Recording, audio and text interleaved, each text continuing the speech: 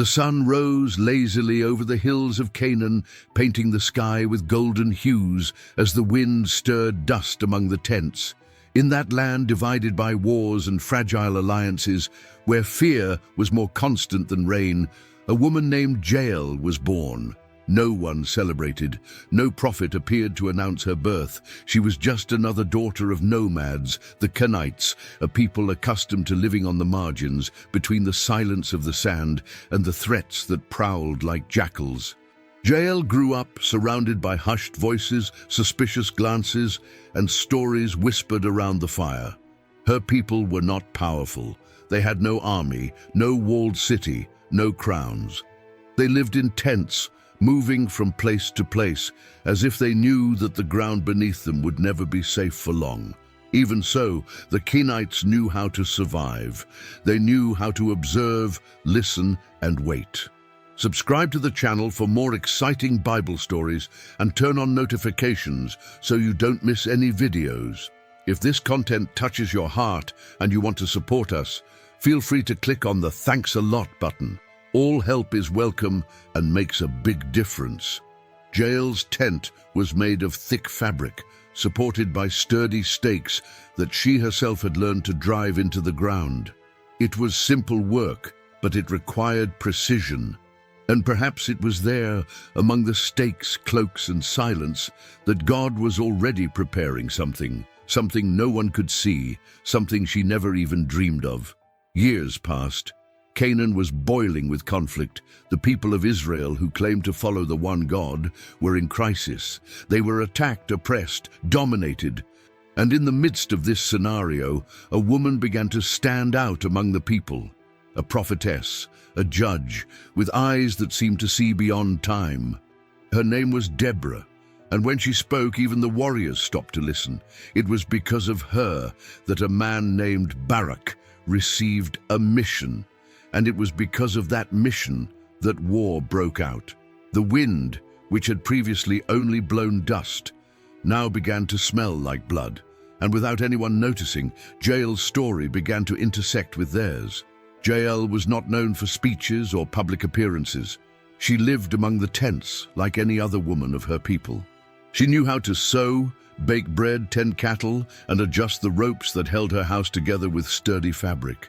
But there was something different about her, a quiet way of looking that seemed to pierce people, like someone who hears more than what is said, like someone who senses what is yet to come. Her husband Heber was a man of few words, a Canaanite who had decided to separate himself from his people and camp further north near the territories of Jabin, king of Canaan. Heber had made a kind of agreement with the king. A silent pact of peace, perhaps for safety, perhaps for convenience. It was the kind of decision that put many people's lives at risk, including Jael's.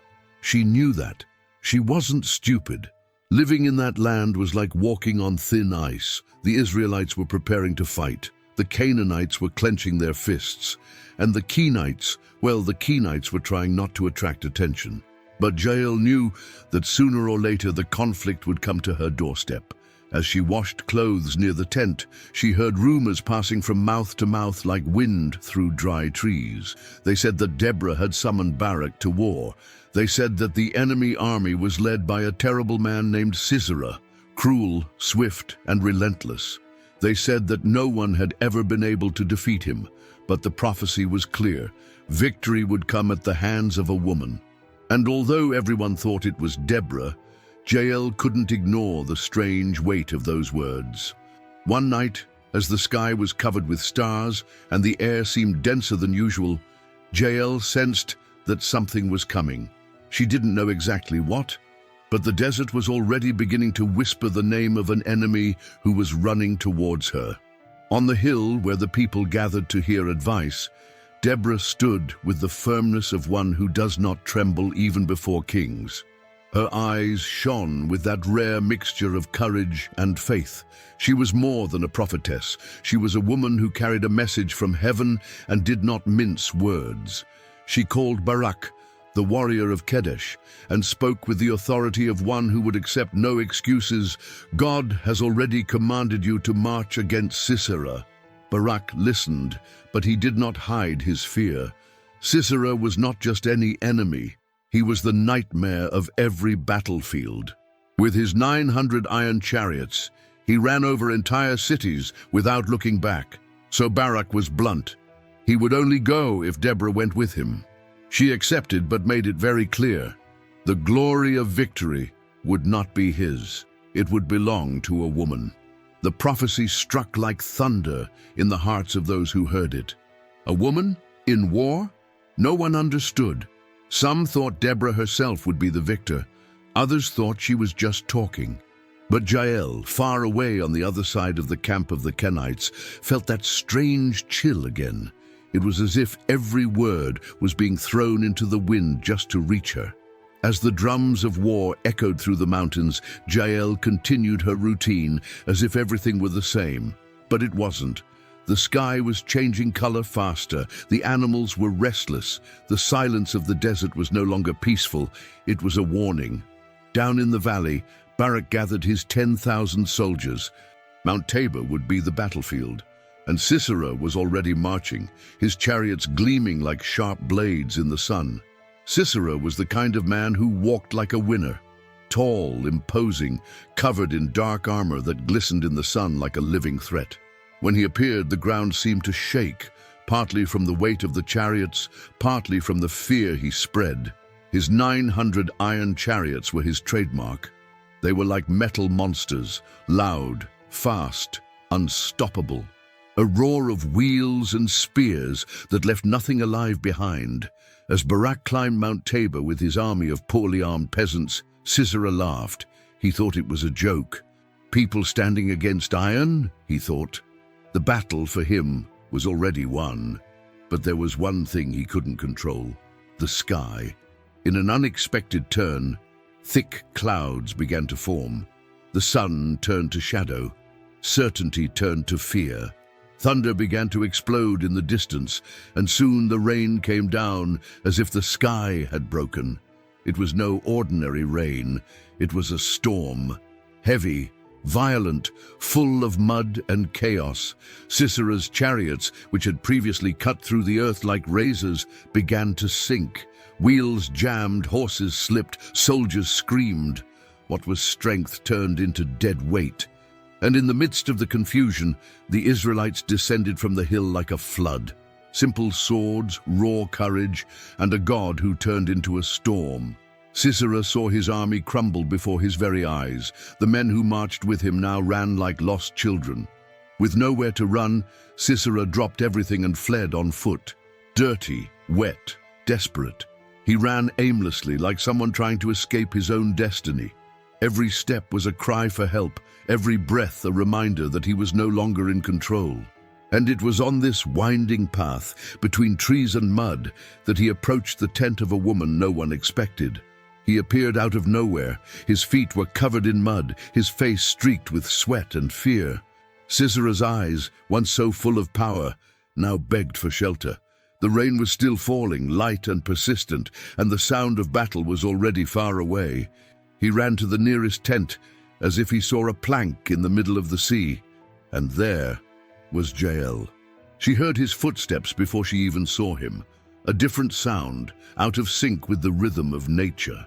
When she lifted the canvas flap, she came face to face with him. Sisera, the feared man, the man everyone swore was invincible. But there, before her, he was just a tired fugitive, sweating with desperation. Jael was not afraid. She did not back away. She looked at him calmly and said in a soft, almost motherly voice, "Come in, my lord. Don't be afraid." He obeyed immediately. He trusted her, perhaps because he knew that her husband, Heber, had alliances with his king, perhaps because he believed that no woman alone in a tent could be a threat. But what he didn't know was that God had plans that followed no logic. Jael covered him with a blanket, as if to protect him. When he asked for water, she went even further. She gave him milk, warm, welcoming, meant to comfort. It was a small gesture, but full of meaning. Milk calms, relaxes, makes you sleepy. And that was what she wanted. Sisera, exhausted, lay down and closed his eyes. "Keep an eye on the entrance," he said. "If anyone comes, tell them I'm not here." She nodded, but her eyes were fixed, not on guard, but on determination. As the general sank into a deep sleep, she already knew exactly what she was going to do. The silence inside the tent was so heavy that you could hear Sisera's breathing slowing, deepening, spacing out. The milk had taken effect. His body, once tense as a bowstring, now sank into the blankets as if he had forgotten the world outside. But Jael had forgotten nothing. Every detail of the war, every step of the enemy, every word of the prophecy seemed alive in her mind. She rose slowly, unhurried, as if she had rehearsed it 1,000 times in her mind. She walked to a corner of the tent where everyday tools hung as if they were part of the landscape. She carefully pulled out a wooden stake. It was one of those used to secure the tent's structure, common, simple, but strong. In her other hand, she took the hammer, the same one she had used so many times to build what she was now going to destroy. She approached Sisera's head. He was sleeping so soundly that he didn't even stir. His face, once marked by arrogance, now looked like a child's, tired, defenseless, lost. And there, between the tip of the stake and his breath, was the exact moment when everything would change. She steadied her hand. The hammer felt heavier than ever, but her conviction weighed more. One blow, dry, precise, no scream, no reaction. The sound of the impact echoed only inside her. The stake pierced Sisera's head, as if the ground had pulled his soul out at once. He had no chance to open his eyes. He had no chance to run again. Jael stood there for a moment, motionless. There was no celebration, no relief, only the silence that follows thunder. Outside, the rain had stopped. The wind carried the sounds of wet earth, and somewhere along the way, hurried footsteps approached the tent. Someone was coming. The cloth at the entrance swayed violently, quick footsteps, heavy breathing, dust in his eyes. Barak appeared like a delayed bolt of lightning. He was covered in mud up to his knees, his eyes darting around as if looking for a ghost.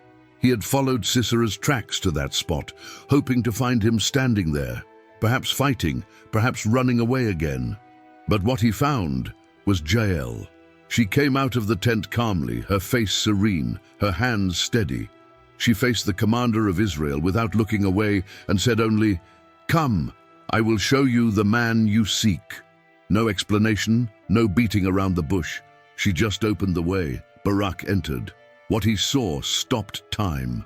There, lying on the floor of the tent, covered with blankets and with the stake still piercing his side, was Sisera, the general, the nightmare of Israel, the man who seemed impossible to defeat, there standing like a statue, as if death itself had planted the flag in his chest. Barak didn't say a word. He didn't need to. Deborah's prophecy exploded inside his head like ancient thunder. The honor of victory will belong to a woman. It wasn't by force nor by the sword, it was by courage, by decision, by the hand of a woman from the tent, without armor, without title, without soldiers. Jael stood silently. She did not smile, nor did she hide. It was as if she had known from the beginning that this would one day happen, as if she had been waiting for the right moment to fulfill what no one expected of her.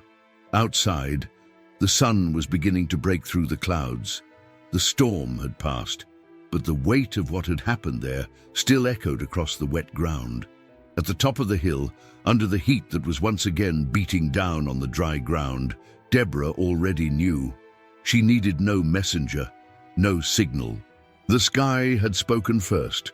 The war had already been won when it was still just words, but now it was a fact. Sisera was dead, and not by the hands of a warrior. It was Jael, the woman in the tent, who had written the last verse of this battle with a stake and courage. And like every great victory in Israel, there was singing. It was not a battle cry, but poetry with the scent of beaten earth. Deborah raised her voice, and Barak sang with her. It was praise, but also history. Each verse told what the people could not forget. Each word marked what the eyes saw, but only the soul understood. And in the middle of the song, there was her name, Jael. Yes, Jael. She who did not wield a sword, who did not carry a shield. Blessed be she among women. Not among princesses, not among prophetesses, among the women of the tent, among those who drive stakes into the ground and warm milk in pots. The song made her a legend. It gave voice to what she herself never said.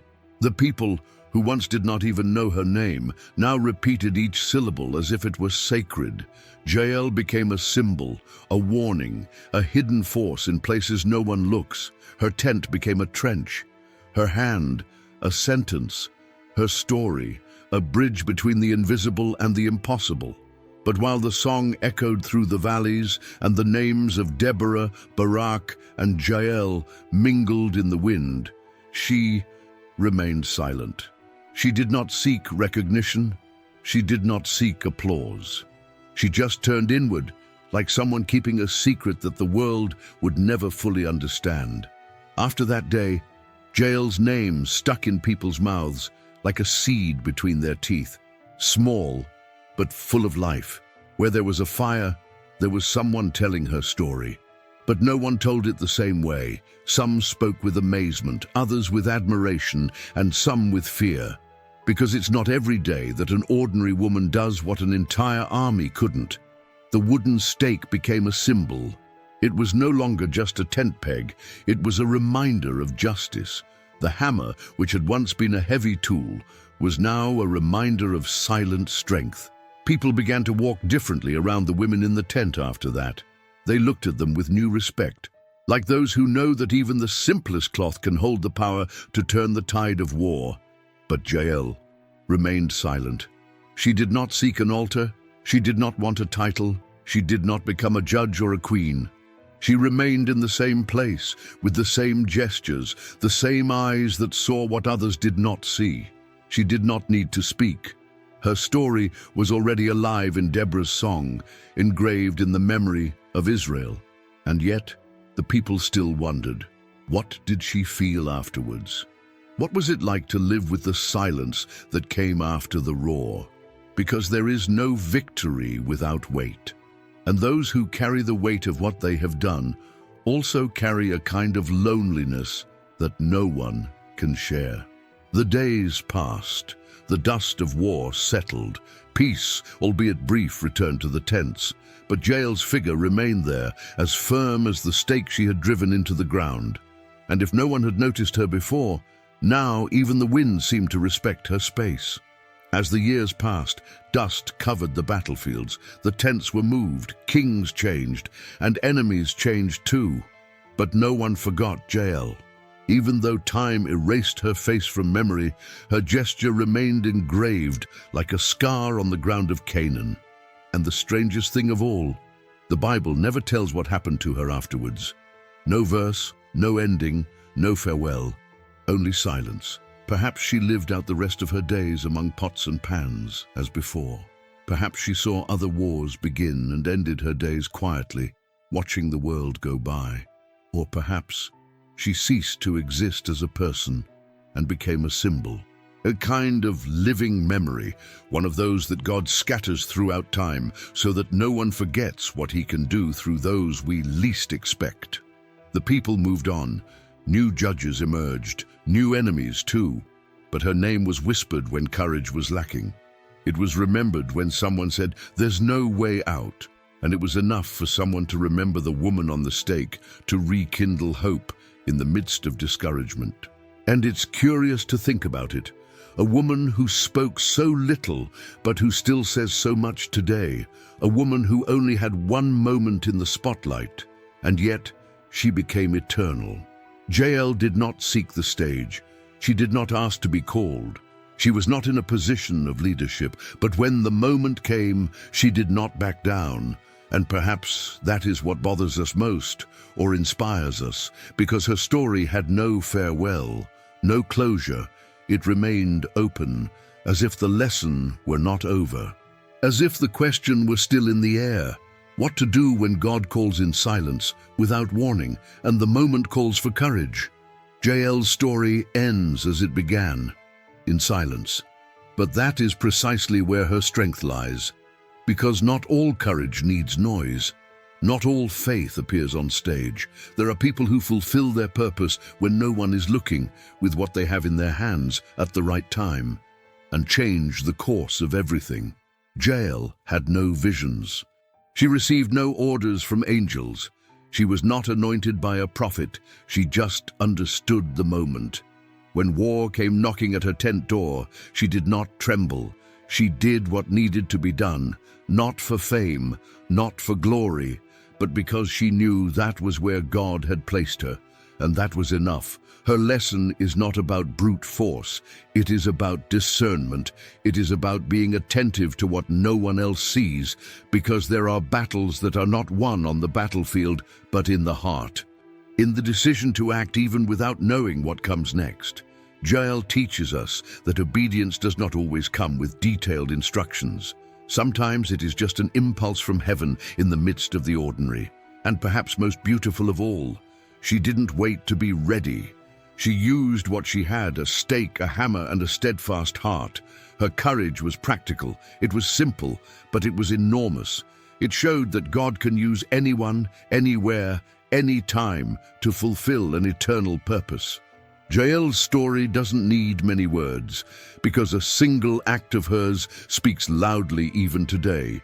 And when we think we're too small, too invisible, or that we don't have what it takes, just remember the woman in the tent, the one who planted the victory of an entire people in the ground. And deep down, maybe God is still looking for more women with Jael's courage. If you liked Jael's story and want to continue following other stories of faith and overcoming adversity, be sure to like this video and share it with those you love. And of course, subscribe to the channel so you don't miss any new content. Together, we will explore more powerful lessons from the Bible.